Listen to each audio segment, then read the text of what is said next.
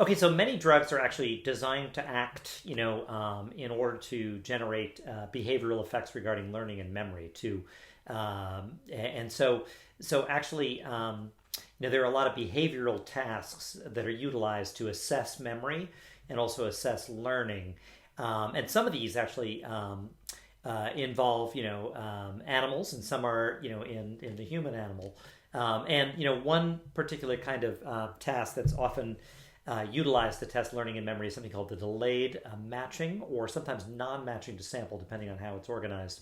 And in this, you, let's say, have a macaque monkey, for example. You open a screen so it can sort of see these two cards that are laid in front of it on a platform, and underneath those cards are these wells, and under one of the cards, which we're going to call the sample card, we're going to see basically like there'll be food. So it'll look, say, oh, here's the sample card, and this is where the food is located.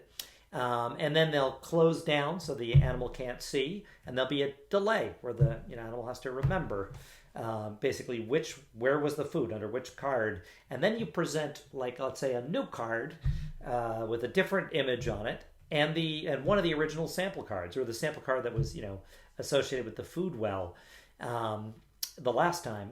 And then the animal has to either choose the card that was the sample, so that's called a delayed match to sample. They have to match to make sure the card is the same as the original sample card where the food was found, or they have to do a non-match to sample. And it depends on how you organize the task and how you train the macaque in this case. But drugs that interfere with memory formation, for example, like excessive alcohol or cannabinoids in the short term, may impact the performance. As the longer you delay, between the presentation of the sample cards and the presentation of the choice. Another, kind of learning and memory task is something called the Morris Water Maze. And this is like a really, famous task where there's like a big tank of water. There's various, forms of this task, but oftentimes it's like a kind of a cloudy or murky water where, the animal can't see below the surface. And hidden somewhere in that water maze is a platform just below the surface. So it's not visible to the animal, and you put the animal in, let's say a rodent, and rodents hate water. They hate to be put into water, and they try scrabbling up the sides initially, etc. And then they're swimming around, and then by chance they find the platform, and they're like clearly quite relieved. And as long as they're not getting a drug that impacts the formation of memory, for example. If you put them back inside that water maze, well, they're going to use some of the distal visual cues in their environment, and they're going to beeline as quickly as possible towards that hidden platform. And that demonstrates that they have a memory basically for that they've learned the location of the platform in the maze.